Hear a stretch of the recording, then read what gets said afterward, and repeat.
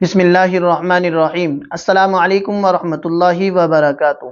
محترم ناظرین کرام، رمضان کا مبارک مہینہ چل رہا ہے اور رمضان کے مبارک مہینے کے اندر کلام پاک کی تلاوت بہت زیادہ کی جاتی ہے، کیونکہ رمضان اور قرآن پاک میں جو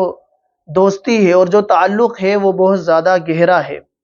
وہ گہرا اس لیے ہے کیونکہ رمضان کے مبارک مہینے کے اندر ہی کلام پاک نازل ہوا تھا،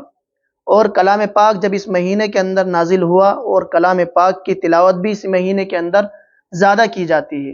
تو اسی تلاوت کلام اللہ سے متعلق ہم آج آپ کی خدمت میں 3 ایسے طریقے کلام پاک کو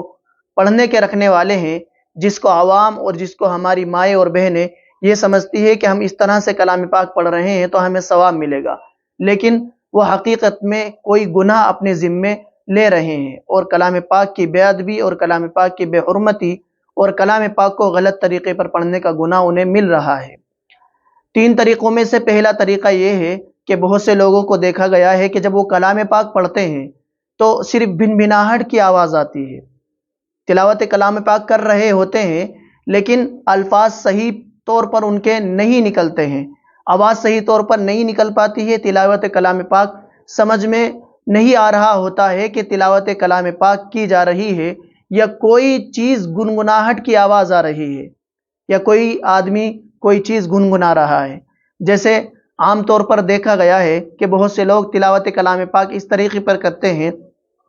کہ صرف بھنبھناہٹ کی آواز آتی ہے، کچھ اس طریقے پر اس طریقے پر تلاوت کلام پاک کرتے ہیں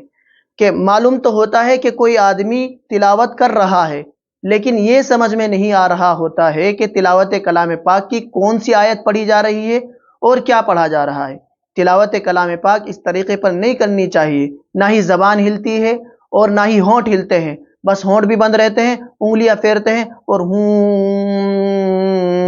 اس طریقے پر تلاوت کلام پاک کی تلاوت کر رہے ہوتے ہیں، اور ہم لوگ اس طریقے پر کئی قرآن پڑھ دیتے ہیں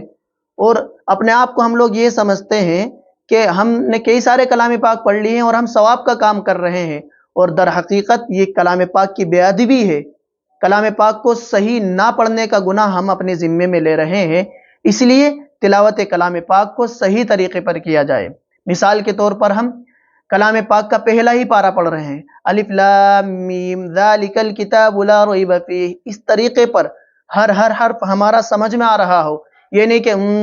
اس طریقے پر کلام پاک کو پڑھنا یہ ثواب نہیں ہے، بلکہ یہ اور اس کی بے ادبی ہے، اس کے تلاوت کے ساتھ کھلواڑ ہے، اور کلام پاک کی بے ادبی یہ گناہ ہے، اس لیے تلاوت کلام پاک صحیح طور پر کرنی چاہیے۔ دوسرا طریقہ جو عوام کے درمیان بہت زیادہ مشہور ہے وہ یہ ہے کہ عوام اور خاص کو بھی دیکھا گیا ہے کہ تلاوت کلام پاک بہت زیادہ جلدی کرتے ہیں، اتنی جلدی کرتے ہیں کہ حرف کٹ جاتے ہیں اور حرفوں کو چبا لیا جاتا ہے، سمجھ میں نہیں آ رہا ہوتا کہ تلاوت کلام پاک کی جا رہی ہے یا کہیں کہیں پر حرفوں کو چبایا جا رہا ہے۔ اب کس طریقے پر ہم پڑھ کے آپ کو بتائیں، کیونکہ ہم سے تو پڑھا نہیں جاتا۔ آپ خود سمجھ رہے ہوں گے کہ اتنی جلدی کرتے ہیں کہ حرف کٹ جاتے ہیں، بس ہمیں یعلمون تعلمون سمجھ میں آ رہا ہوتا ہے، باقی کچھ سمجھ میں نہیں آتا ہے، تو یہ تلاوت کلام پاک کا غلط طریقہ ہے۔ اس طریقے پر تلاوت کلام پاک کرنے سے ہمیں ثواب نہیں مل رہا ہے، بلکہ صرف ہمیں دیکھنے کا ثواب مل رہا ہے، کلام پاک کو دیکھنے کا ثواب، پڑھنے کا ثواب ہمیں نہیں مل رہا ہے۔ اس لیے کلام پاک کے اندر زیادہ جلدی نہ کی جائے، بلکہ سکون کے ساتھ پڑھا جائے تاکہ سننے والا یہ سمجھ لے کہ ہاں تلاوت کلام پاک کی جا رہی ہے، کیونکہ اللہ کے رسول کا ارشاد ہے کہ تلاوت کلام پاک اس طرح سے کرو کہ سامنے والے کو یا سننے والے کو اس کے سننے میں مزہ آئے، تو زیادہ جلدی بھی کلام پاک کو نہ پڑھا جائے۔ اور تیسری بات جو میں عرض کرنے والا ہوں، تیسری غلطی وہ ہماری مائیں اور بہنیں بہت زیادہ عام طور پر کر رہی ہیں، وہ یہ ہے کہ کسی سے کلام پاک پڑھنا نہیں آتا تو بسم اللہ والا کلام پاک پڑھ لو، ہر آیت میں بسم اللہ، ہر آیت میں بسم اللہ، بسم اللہ بسم اللہ پڑھتے پڑھتے 30 کے 30 پارے پڑھ دیتی ہیں، اور اس چیز کو ثواب کا کام سمجھا جاتا ہے۔ میری ماں اور بہنوں، ہمیں صرف بسم اللہ پڑھنے کا ثواب مل رہا ہوتا ہے، تلاوت کلام پاک کا ثواب نہیں مل رہا ہوتا۔ اس لیے جن لوگوں سے تلاوت کلام پاک نہیں کرنی آتی ہے تو وہ اس طریقے پر نہ کرے، بلکہ تلاوت کلام پاک سیکھنے کی کوشش کرے۔ ہمیں صرف اس طرح سے پڑھنے سے بسم اللہ کا ثواب ملے گا،